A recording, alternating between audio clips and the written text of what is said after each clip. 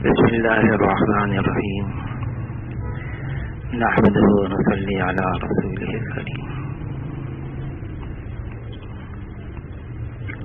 حضور صلی اللہ علیہ وسلم کے ارشادات سے یہ بات معلوم ہوتی ہے کہ جس قوم کی مشابہت اختیار کی جائے گی، حشر کے میدان میں آدمی اسی قوم کے ساتھ اٹھایا جائے گا۔ حضور صلی اللہ علیہ وسلم نے اپنی امت کو ظاہری اعتبار سے بھی طریقہ بتایا، سمجھایا کس طرح سے معاشرے میں رہنا ہے، اور باطنی اعتبار سے بھی ساری بات سمجھائی۔ عمر رضی اللہ تعالیٰ عنہ نے علی رضی اللہ تعالیٰ عنہ سے فرمایا، اے علی مجھے کچھ نصیحت فرمائیں۔ اس پر علی رضی اللہ تعالیٰ عنہ نے فرمایا، اے عمر اگر تم چاہتے ہو کہ تمہارے دو ساتھی تم سے آگے نکل گئے، ان کے ساتھ تم جا ملو، تو ان چیزوں کا اہتمام کرو۔ اس میں علی رضی اللہ تعالیٰ عنہ نے یہ نہیں فرمایا کہ تہجد کا اہتمام کرو، یا نماز اس طرح سے پڑھو، یا اس طرح سے تلاوت کرو، بلکہ 5 چیزیں ایسی عجیب فرمائی۔ فرمایا کہ جب تم لنگی پہنو تو اس کو نصف پنڈلی تک پہنو، کپڑا اس وقت تک بیکار نہ کرو جب تک کہ اس میں پیوند نہ لگ جائے، اور اپنے جوتے خود کاٹ لیا کرو۔ عجیب باتیں ہیں، یعنی ایسی باتیں ہیں کہ جس سے ظاہر نظر آتا ہے آدمی کا۔ عمر رضی اللہ تعالیٰ عنہ کپڑا لگا ہوا پیوند پہنتے تھے، پیوند لگا ہوا کپڑا پہنتے تھے، اور ایک صحابی فرماتے ہیں میں ان کے سامنے بیٹھا ہوا تھا اور وہ خطبہ دے رہے تھے، میں نے پیوند گننا شروع کیا تو اس کرتے پر 12 پیوند تھے اور ایک پیوند چمڑے کا تھا۔ پھر مولانا یوسف لدھیانوی صاحب رحمۃ اللہ علیہ فرماتے ہیں کہ جب عمر رضی اللہ تعالیٰ عنہ بیت المقدس کے فتح کرنے کے لیے گئے تو جو کرتا پہنا ہوا تھا اس میں 14 پیوند تھے۔ پھر عمر رضی اللہ تعالیٰ عنہ ایک موقع پر جمعہ کی نماز کے لیے تاخیر سے آئے تو ابو ایوب انصاری رضی اللہ تعالیٰ عنہ کچھ ناراض ہو گئے کہ مجمع آپ کے انتظار میں آپ نے تاخیر کیوں کی؟ تو عمر رضی اللہ تعالیٰ عنہ امیر المومنین ہیں، انہوں نے معذرت کی اور کہا بات یہ ہے، یہ ایک کرتا ہے میرے پاس، جمعے کے دن میری اہلیہ میری بیوی اس کو دھوتی ہے، یہ سوکھتا ہے، پھر میں اس کو پہن کر آتا ہوں۔ آج بھی حسب معمول میری بیوی نے اس کو دھویا، اس کے سوکھنے میں دیر ہو گئی، تاخیر ہو گئی، تو مجھے بھی تاخیر ہو گئی، یہ وجہ بنی۔ آدمی کا ظاہر کیسا ہو، بعض لباس ایسے ہوتے ہیں کہ آدمی کے اندر اس کے اندر اکڑ پیدا ہو جاتی ہے، بڑائی آتی ہے، تکبر آتا ہے، اور بعض ایسے لباس ہوتے ہیں کہ آدمی کے اندر عاجزی انکساری چمکتی ہے۔ حضور صلی اللہ علیہ وسلم نے عائشہ رضی اللہ تعالیٰ عنہ سے فرمایا، اے عائشہ اگر تم یہ چاہتی ہو حشر کے میدان میں تو میرے ساتھ آ ملو، تو یہ بات کا اہتمام کرنا۔ ایک بات یہ فرمائی کہ امیدیں اپنی مختصر کرنا، دنیا میں ایسے رہنا جیسے کوئی مسافر رہتا ہے، ایک بات یہ فرمائی۔ پھر دوسری بات فرمائی کہ مالداروں کے پاس رہنے سے اعتراض کرنا، اور تیسری بات یہ فرمائی کہ عائشہ کپڑا اس وقت تک بیکار نہ چھوڑنا جب تک کہ اس میں پیوند نہ لگ جائے۔ خیر اب تو پیوند کا رواج نہیں رہا۔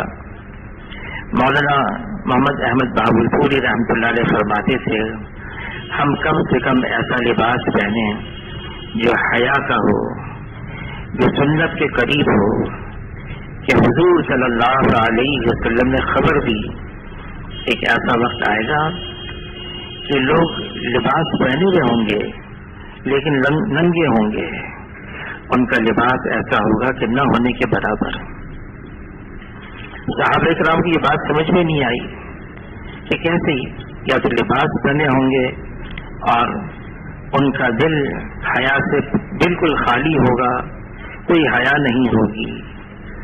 ہمارے دین کا مزاج حیا ہے اور سادگی ہے، اور باطل اس کا مزاج بے حیائی ہے اور فضول خرچی ہے، بالکل اس کے الٹ ہے۔ لباس کیسا ہونا چاہیے آدمی کا؟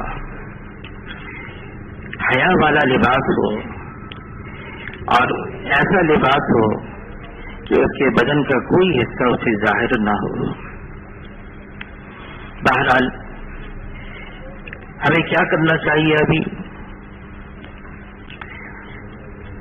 یا تو ہم لوگوں کو اس انداز سے بات کریں کہ اپنے لباس کو یہ بنا دیں، ایسا بنا دیں۔ اس وقت استعداد باقی نہ رہی۔ مولانا سعید خان صاحب رحمۃ اللہ علیہ فرماتے کہ حق بات کو بھی بنا موقع شناسی کے خلاف کہنا، حق بات کو بھی اس حق بات کو ضائع کر دینا ہے۔ علی رضی اللہ تعالیٰ عنہ نے فرمایا کہ نصف انگلی تک لنگی پہننا، قمیض اس وقت تک نہ اتارنا، بیکار کرنا جب تک اسے پیوند نہ لگ جائیں، اور فرمایا ابھی بھوک باقی ہے، کھانا چھوڑ دینا، پیٹ بھر کر کھانا نہ کھانا۔ پیٹ بھر کر کھانا کھانا، عائشہ رضی اللہ تعالیٰ عنہ فرماتی ہیں کم کھانا یہ عبادت ہے، پیٹ بھر کر کھانا یہ خلاف سنت ہے، اور دن میں ایک وقت سے زیادہ کھانا یہ بدعت ہے۔ اور حیات الصحابہ میں لکھا ہے، عائشہ رضی اللہ تعالیٰ عنہ فرماتی ہیں سب سے پہلی بدعت اس امت کے اندر 2 وقت کھانے کی ہوئی۔ مفتی شفیع صاحب رحمۃ اللہ علیہ لکھا ہے میں جنوبی افریقہ گیا اور میں نے دیکھا لوگ اتنا کھا رہے ہیں۔ لوگ تو کھاتے تھے زندہ رہنے کے لیے، اور میں نے دیکھا یہاں لوگ کھاتے مرنے کے لیے۔ زیادہ کھانے سے آدمی کی صحت پر بھی اثر ہوتا ہے۔ تو علی رضی اللہ تعالیٰ عنہ نے عمر رضی اللہ تعالیٰ عنہ سے فرمایا بھوک باقی ہو تو کھانا چھوڑ دینا، اور پھر فرمایا علی رضی اللہ تعالیٰ عنہ نے عمر رضی اللہ تعالیٰ عنہ سے کہ اے عمر اپنے ٹخنوں سے اوپر رکھنا، اپنے ٹخنوں سے لنگی اوپر رکھنا۔ ایک صحابی ہیں قبیلہ اسد کے، خریم اسدی رضی اللہ تعالیٰ عنہ، حضور صلی اللہ علیہ وسلم نے ان کے بارے میں فرمایا یہ بہت ہی اچھے صحابی ہیں، بہت اچھے صحابی ہیں، اگر یہ اپنے بال چھوٹے کر رکھ لیں اور اپنی لنگی ٹخنوں سے اوپر کر لیں۔ ان تک یہ بات پہنچ گئی کہ حضور صلی اللہ علیہ وسلم نے میرے بارے میں فرمایا بہت اچھے آدمی ہیں، بس اتنے خوش ہوئے اور اپنے بال کان کی لو تک کر دیے اور اپنی لنگی جو ہے ٹخنوں سے اوپر کر دی۔ ٹخنوں سے اوپر، لیکن کسی کو ٹوکنا، کسی کو آگ دلانا، اس وقت ہمارے اندر اس کی استعداد نہیں رہی۔ ایک صاحب تھے، جمعے کا دن تھا، جمعے کی نماز کے لیے صف کھڑی ہو گئی، اقامت ہونے والی تھی۔ ایک صاحب نے کہا بھائی تمہاری جو یہ پتلون ہے اس کو اوپر کرو، ٹخنوں سے اوپر کرو۔ انہوں نے سنی انسنی کر دی، پھر کہا وہ صاحب آگے صف میں جگہ تھی تو آگے چلے گئے، انہوں نے پھر بھی ان کا پیچھا نہیں چھوڑا، کہتے رہے یہاں تک کہ انہوں نے وہ صف کو چھوڑ کے پیچھے چلے گئے، پتہ نہیں کہاں پیچھے گئے لیکن وہ صف کو چھوڑ کے چلے گئے۔ مولانا سعید خان صاحب رحمۃ اللہ علیہ اس پر بہت تاکید فرماتے تھے، موقع شناسی، اس موقع پر کیا بات کرنی ہے ہمیں۔ مولانا الیاس صاحب رحمۃ اللہ علیہ ایک جوان ان کے پاس آتا تھا اور وہ گاڑی صاف کرتا تھا اپنی۔ ایک دن مولانا الیاس صاحب رحمۃ اللہ علیہ نے اپنے ہاتھ اس کے چہرے پر رکھے اور یوں فرمایا کہ بھائی یہ کام چھوڑ دو۔ انہوں نے آنا ہی چھوڑ دیا۔ دہلی کے اندر ان کی ایک دکان تھی، مولانا الیاس صاحب رحمۃ اللہ علیہ کو بہت صدمہ ہوا اور پھر تانگا کیا اور دہلی پہنچے، اس کی دکان پر پہنچے اور ان سے ملاقات کی اور ان سے فرمایا بھائی مجھ سے غلطی ہو گئی، تم ضرور آیا کرو، میرے پاس آیا کرو۔ فرمایا حق بات کو بے موقع کہنا اس حق بات کو بھی ضائع کرنا ہے۔ عائشہ رضی اللہ تعالیٰ عنہ فرماتی ہیں مکہ مکرمہ میں پہلے استعداد پیدا کی گئی حضور صلی اللہ علیہ وسلم کے لائے دین پر چلنے کی۔ پھر فرماتی ہیں نماز پہلے فرض ہوئی مکہ مکرمہ میں جب حضور صلی اللہ علیہ وسلم معراج پر تشریف لے گئے، اس وقت نماز فرض ہوئی، لیکن فرماتی ہیں شراب تو اس وقت حرام ہوئی جب مدینہ آ گئے تھے، مدینہ منورہ میں پھر شراب حرام ہوئی۔ ہاں پہلے قرآن کی آیتیں آتی رہیں کہ نشے کی حالت میں ہو تو نماز کے قریب نہ جاؤ، اور عائشہ رضی اللہ تعالیٰ عنہ فرماتی ہیں اگر پہلے دن سے شراب حرام ہو جاتی تو مجھے ڈر ہے کوئی مسلمان نہیں ہوتا۔ استعداد پیدا کی گئی، اس کے اندر یہ ہمت آئی، اس کے ایمان میں اتنی ترقی ہوئی، ایمان اس سطح کا بن گیا کہ ہاں اب احکامات پر شریعت پر عمل کیا جا سکتا ہے۔ لباس اتنا ضروری ہے آدمی اپنا ظاہر ایسا بنائے، اگر ظاہر نہیں ہے، پہلے تو ظاہر مولانا الیاس صاحب رحمۃ اللہ علیہ کے ملفوظات میں ہے ظاہر بغیر باطن کے مقبول ہے، قبول ہے، لیکن باطن بغیر ظاہر کے مردود ہے۔ اب آدمی یہ کہتا ہے کہ میں تو اپنے دل میں نماز پڑھتا ہوں، بہت سارے ایسے ہیں، دل آدمی کا صاف ہونا چاہیے، دل پاک ہونا چاہیے، اور ظاہر میں کوئی شرعی احکامات پر عمل نہیں ہے، یہ قابل قبول نہیں ہے۔ وہ تو ظاہر دکھانا پڑے گا، اور ہماری شریعت ظاہر کا مکلف ہے، ظاہر میں جو چیزیں ہوں، اور لباس اس کی اتنی اہمیت ہے کہ یوسف علیہ السلام ان کی قمیض کا اللہ نے کئی بار ان کے قصے میں ذکر کیا ہے، ان کے واقعے میں کئی بار۔ سب سے پہلے تو جب ان کے بھائی ان کو لے کر چلے گئے اور پھر واپس آ کے یعقوب علیہ السلام سے کہا، وہ تو بھیڑیا کھا گیا، قمیض بھی دکھائی اور اس میں خون لگا ہوا تھا، تو یعقوب علیہ السلام سمجھ گئے عجیب بھیڑیا تھا، قمیض تو کہیں سے پھٹی بھی نہیں، خون جگہ جگہ لگا ہوا ہے، یہ کوئی اور تماشا ہے، کوئی اور معاملہ ہے۔ پھر ایک وہ معاملہ ہوا کہ جب زلیخا نے بند کمروں کے اندر یوسف علیہ السلام کو اپنی طرف متوجہ کیا، اور یوسف علیہ السلام ان بند دروازوں کی طرف بھاگے، قفل لگا ہوا ہے، اور بھاگے، اور اللہ نے اپنے حکم سے، اپنے فیصلے سے وہ قفل بھی کھول دیا، دروازے بھی کھول دیے، ایک دروازہ، دو دروازے، کئی دروازے۔ آخری دروازے جب کھلا تو عزیز مصر سامنے کھڑے ہوئے ہیں اور بیوی پیچھے ہے، اور درمیان کے اندر ان کے سامنے یوسف علیہ السلام ہے. تو بیوی نے کہا اس کے ساتھ کیا معاملہ کرو گے جس نے آپ کی بیوی سے غلط معاملہ کرنے کی کوشش کی؟ تو یوسف علیہ السلام تو بے گناہ تھے. ان کی قمیض کام آ گئی. ایک معصوم بچے نے گواہی دی، دیکھو قمیض پیچھے سے پھٹی ہوئی ہے یا آگے سے پھٹی ہوئی ہے. اگر پیچھے سے پھٹی ہوئی ہے تو یوسف علیہ السلام بے گناہ ہیں.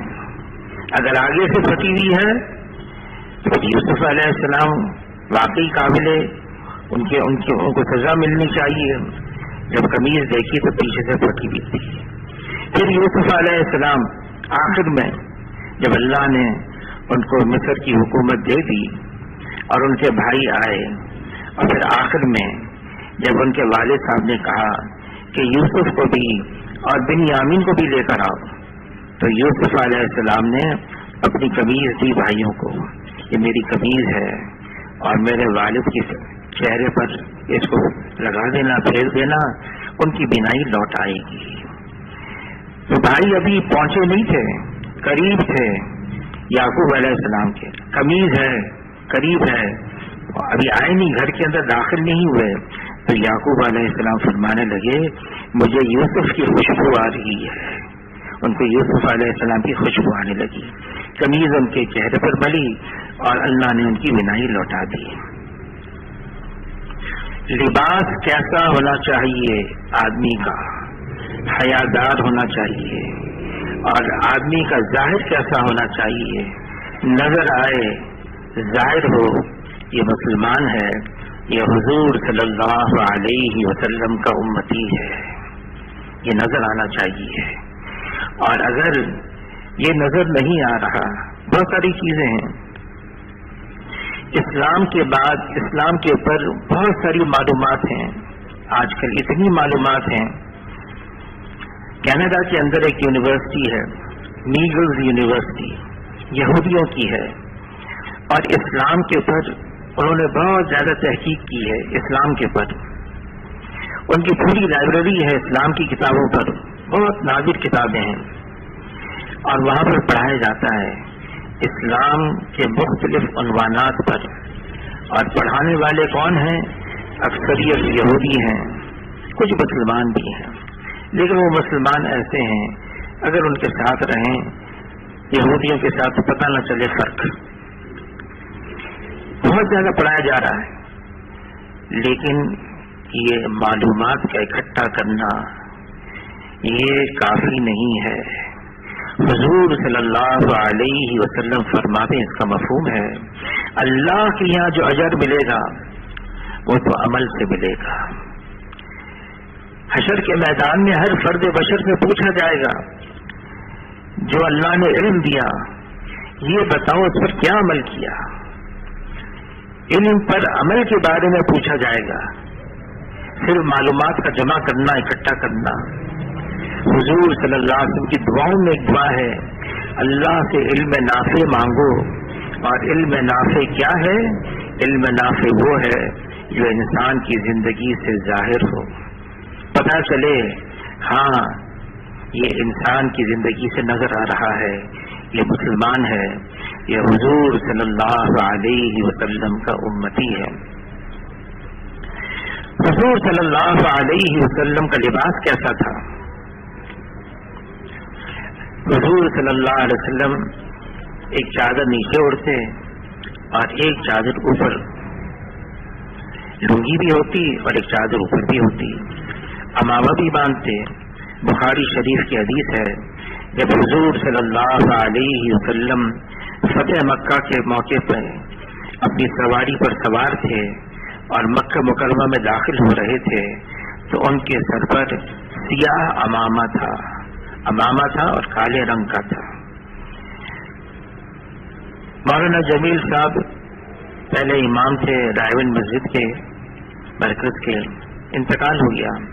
ان کے ساتھ عمرہ کرنے جانا تھا، عمرہ بھی کیا ان کے ساتھ. ایک صاحب آئے اور انہوں نے کہا کہ اگر احرام کی حالت میں ہم ہوتے ہیں، چادر احرام کی چادریں پہنتے ہیں تو نیچے اجازت ہو جاتی ہے، نیچے جا کے ہم طواف کر سکتے ہیں.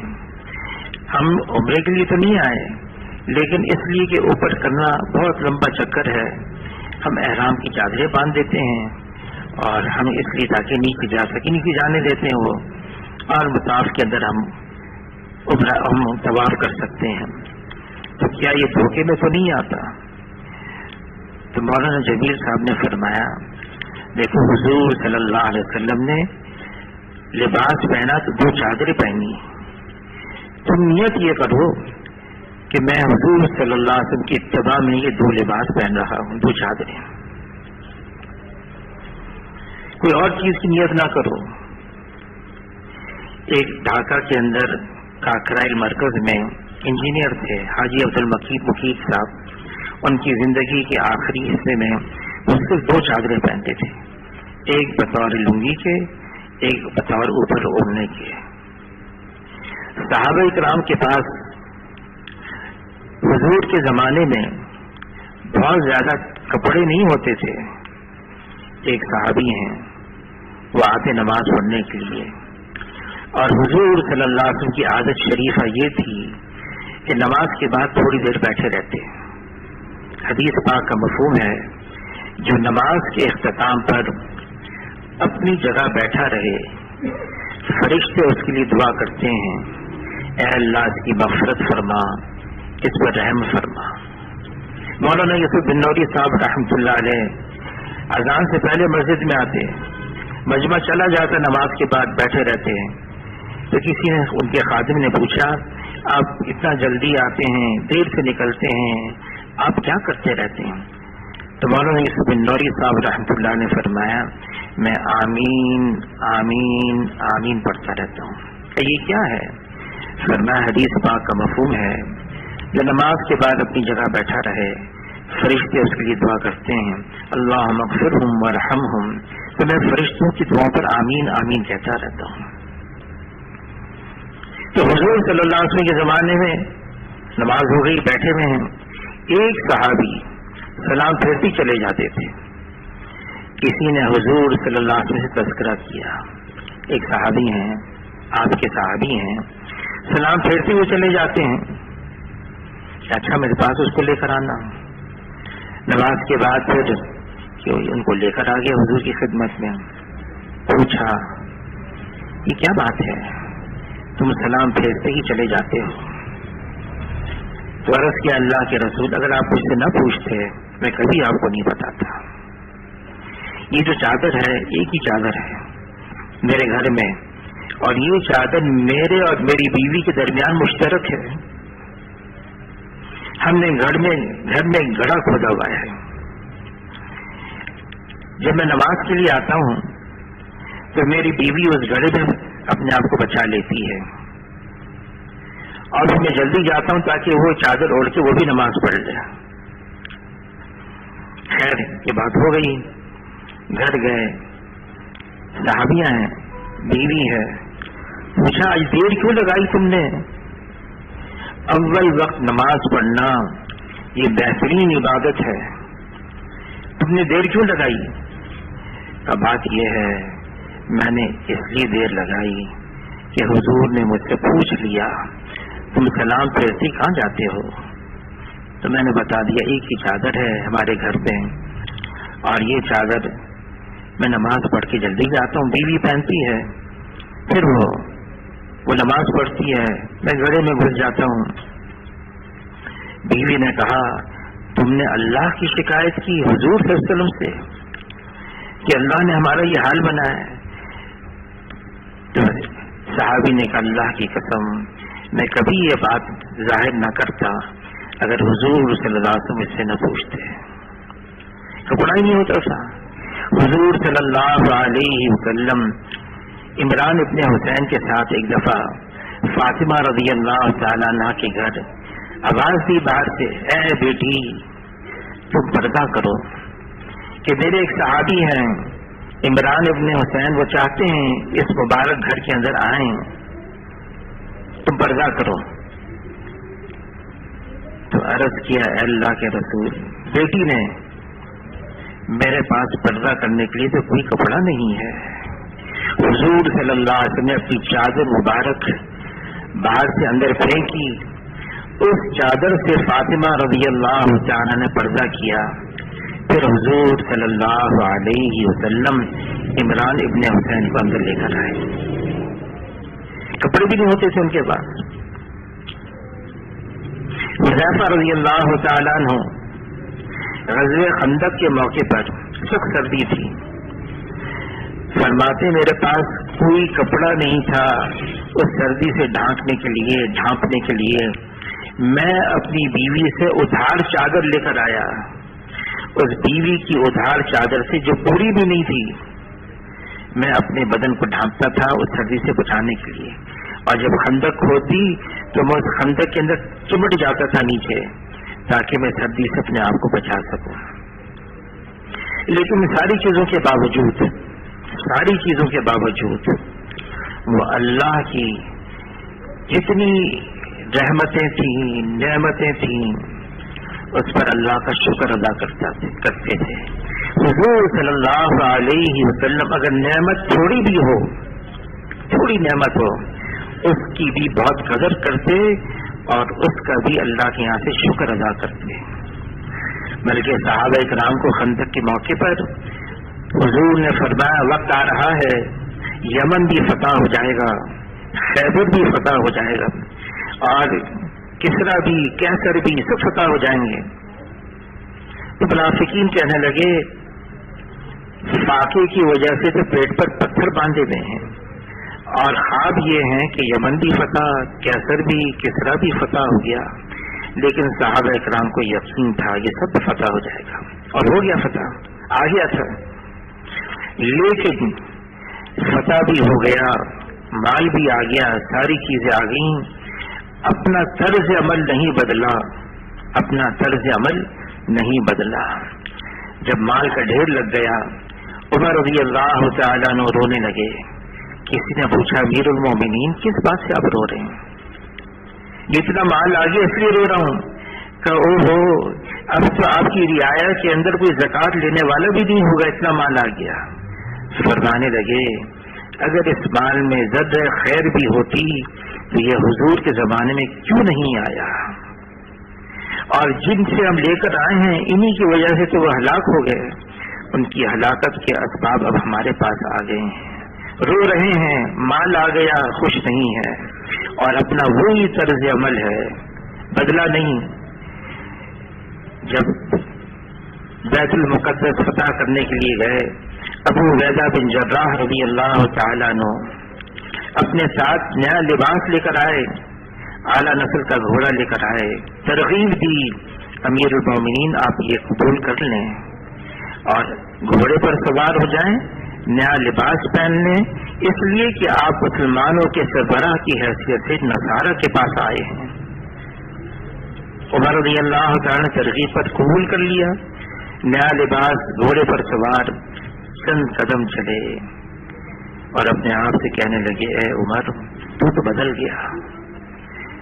اور واپس ابو عبیدہ بن جراح رضی اللہ تعالیٰ عنہ میرا پرانا لباس لاؤ, اور وہ پرانا لباس پہن کر اپنی اونٹنی پر سوار ہو گئے. اور یوں فرمایا اللہ نے ہمیں عزت دی ہے اسلام کی وجہ سے, اگر اسلام کے علاوہ ہم عزت تلاش کریں گے اللہ ہمیں ذلیل کر دیں گے. عزت سواریاں نہیں ہے, عزت لباس نہیں ہے, عزت تو حضور صلی اللہ علیہ وسلم والے اعمال ہیں. یہ اعمال ہمارے اندر ہیں, ہم دنیا میں عزت والے ہیں. یہ اعمال ہمارے اندر ہیں, ہم دنیا میں شرافت والے ہیں. اور اگر حضور صلی اللہ علیہ وسلم والے اعمال نہیں ہیں نہ دنیا میں عزت ہے نہ دنیا میں شرافت ہے. مولانا سید خان صاحب رحمۃ اللہ علیہ ان کی ایک عادت تھی, سفر میں جاتے ہیں, اب ایک ملک سے دوسرے ملک جانا ہے, اپنے سارا جتنے کپڑے ہوتے تھے نا جو پہنے ہوئے اسے پہنے ہوئے باقی سب تقسیم کر دیتے تھے. تو ان کے خادم نے کہا حضرت ایک جوڑا تو اپنے پاس رکھ لیں, آپ نے تو ساری تقسیم کر دی, لوگوں کو دے دی, ایک جوڑا تو اور رکھ لیں, یہ تو پہنا ہوا ہے, ایک جوڑا اور ہونا چاہیے. انہوں نے کہا نہیں تقسیم کرو، تقسیم کر دیا۔ دوسرے ملک ایئرپورٹ پر پہنچے تو ایک ساتھ ایک نیا لباس جوڑا لے کر آئے تھے مولانا سعید خان صاحب کے لیے۔ مولانا سعید خان صاحب رحمۃ اللہ علیہ نے اپنے اسی خادم کو بلائی، آؤ آؤ دیکھ لو، اس لیے تو میں کہتا ہوں تقسیم کر لو۔ اللہ کے خزانے لازوال ہیں، اللہ کے خزانے لامحدود ہیں، جس کی نگاہ صرف اللہ کے خزانے پر ہوتی ہے اللہ تعالیٰ اس کو ہمیشہ دیتا رہتا ہے۔ خرچ کرو، عرش والے سے تنگی کا ڈر نہ رکھو، جتنا خرچ کرتے رہو گے اللہ اتنا دیتا رہے گا۔ حاجی صاحب، حاجی عبدالوہاب صاحب کا انتقال ہو گیا، ان کے کپڑے تقسیم کر رہے تھے، شورا والوں کے پاس اور بھی لوگ تھے، تو میرے حصے میں حاجی صاحب کی قمیض آ گئی، کسی کے حصے میں کیا آیا، کسی کے حصے میں کیا آیا، اس قمیض کو میں نے اپنے گھر میں ٹنگا کے رکھ دیا۔ بہرحال ہم اللہ کے راستے میں جو کچھ ہے ہم خرچ کرتے رہیں۔ مولانا یوسف رضیانوی صاحب رحمۃ اللہ علیہ فرمانے لگے، میں روزانہ ایک نیا لباس پہنتا ہوں اس وجہ سے کہ لوگوں کی طرف سے اتنے ہدایے آتے ہیں، میں وہ تقسیم کرتا رہتا ہوں، تقسیم کرتا رہتا ہوں، روزانہ نئے آ جاتے ہیں۔ حضور صلی اللہ علیہ وسلم نے اپنی امت کا مزاج یہ بنایا ہے، لباس ایسا ہو۔ بعض لباس ایسے ہوتے ہیں آدمی کے اندر تکبر کی بو آنے لگتی ہے۔ حیات الصحابہ میں واقعہ لکھا ہے، عائشہ رضی اللہ تعالی عنہ ایک نیا لباس آیا، اس کو پہن کر اپنے والد ابو بکر رضی اللہ عنہ کے پاس پہنچی اور اپنا نیا لباس تھا دیکھنے لگی ادھر ادھر، خوب اچھی طرح سے نیا لباس، پسندیدہ لباس، اچھا بھی لگ رہا تھا۔ ابو بکر رضی اللہ عنہ بھی دیکھتے رہے، پھر ابو بکر رضی اللہ عنہ نے یوں فرمایا، اے عائشہ جب تک تم اپنے آپ کو دیکھتی رہیں اللہ تمہیں نہیں دیکھتے رہے۔ حالانکہ اتنی مقدس ہستیاں ہیں، یہ بہت مقدس انبیاء علیہ الصلوۃ والسلام کے بعد یہ صحابہ ہیں، اللہ نے ان کی مثال بیان کی صحابہ کی، تورات میں، انجیل میں، قرآن کے اندر۔ ابو بکر رضی اللہ تعالیٰ عنہ پھر کسی موقع پر گھر آئے، عائشہ رضی اللہ عنہ سے پوچھا وہ کہاں گیا لباس، تو یوں فرمایا اس کو میں نے اسی وقت صدقہ دے دیا، اس کو میں نے اسی وقت صدقہ دے دیا۔ ترکی کے اندر استنبول میں توپ کپی، وہاں ایک عجائب گھر ہے جہاں دین کی بہت ساری باتیں ہیں، چیزیں ہیں، وہاں صحابہ کرام کے لباس بھی ہیں، وہاں عائشہ رضی اللہ تعالیٰ عنہ کا ایک کرتا بھی رکھا ہوا ہے، اور اس میں لکھا ہے یہ وہ کرتا ہے جس کے ذریعے سے کئی بچیوں کی شادیاں ہوئیں اور انہوں نے اس لباس کو پہنا، ایسا بھی ہے۔ بہرحال لباس بھی ہمارا ایسا ہونا چاہیے۔ مولانا محمد احمد بھاولپوری صاحب اس پر بہت زور دیتے تھے اور فرماتے تھے ہمارا ایسا لباس ہو کہ اس سے ظاہر ہو کہ ہم حضور صلی اللہ علیہ وسلم کی امتی ہیں، ہماری نسبت ہے جناب رسول اللہ صلی اللہ علیہ وسلم سے، لیکن اس پر لانے کے لیے پہلے آدمی کے اندر استعداد پیدا کی جائے۔ ہمارے دین میں تانا دینا، ٹوکنا اور آڑ دلانا یہ نہیں ہے، لے کر آنا ہے، رخ پر لے کر آنا ہے۔ اس رخ پر لانے کے لیے اس کے لیے محنت، کوشش، ایمان کو اس سطح تک پہنچایا جائے کہ ہاں ایمان اس سطح پر آ گیا کہ اب انشاءاللہ یہ دین پر چل سکتا ہے۔ اب تبلیغ کے اندر کیا ہے، آدمی مشقت ہے، مجاہدہ ہے، قربانی ہے، آدمی کے اندر ایک قوت پیدا ہوتی ہے، استعداد پیدا ہوتی ہے۔ بہت پہلے کی بات ہے، رائے کا مرکز چھوٹا سا تھا اور میرے برابر میں ایک سامنے بستر لگایا ہوا تھا، تعارف ہوا، پتہ چلا وہ فوجی ہے، اور اس زمانے میں تبلیغ کے اندر سب کو وقت لگانے کی اجازت ملتی تھی، کوئی ہو کہیں کسی ادارے میں ہو، کسی دفتر میں ہو، کوئی ملازمت کر رہا ہو، اس کو تبلیغ کے لیے اجازت مل جاتی. وہ زمانہ ایسا تھا. تو وہ فوجی تھا, اس نے میرا برابر تو مجھ سے کہنے لگا کہ یہ جو آپ امامہ پہنتے ہیں, میں بھی چاہتا ہوں کہ آپ ایسا امامہ جو ہے میں لے کر آتا ہوں میرے سر پہ باندھتے ہیں. میں نے کہا بہت اچھا. تو کہاں سے خریدا؟ میں نے کہا باہر یہ دکان ہے فلاں, وہاں سے لیا ہے. تو وہ امامہ وہاں بغیر امامہ کے آگے تھوڑی دیر میں بہت غصے میں آئے. اتنا غصے میں نے پتہ نہیں کیا بات ہو گئی. کہنے لگا وہ صاحب کہنے لگے آپ نے ایسی دکان پہ بھیجا, وہ امامہ تو ہندوستان کا تھا, میں ہندوستان کا امامہ سر پر پہنوں, اگر جھوٹا ہوتا تو میں پاؤں میں پہنتا. وہ فوجی تھا بیچارہ. بہرحال تو میں نے کہا کوئی بات نہیں, پاکستان کے بنے ہوئے بھی امامہ ملتے ہیں, اب معلوم کر لو دکانوں میں مل جائیں گے. بہرحال آدمی کے اندر اتنی استعداد پیدا ہو جاتی ہے دین پر چلنے کی, مشقت, مجاہدہ, قربانی سے. صحابہ کرام پہلے ایمان کو اس سطح تک پہنچایا. عمر رضی اللہ تعالیٰ عنہ فرماتے ہیں مکہ مکرمہ میں تو صرف ایمان کی محنت تھی, ہم ایمان سیکھ رہے تھے, ایمان کو اس سطح تک پہنچایا اور اتنا اونچا کیا ایمان کو کہ اللہ تعالیٰ خود تعریف بیان کرتے ہیں کلام پاک میں کہ ایسا ایمان لے آؤ جیسے وہ لے کر آئے تھے. ایمان کی ایسی سطح ہو گئی.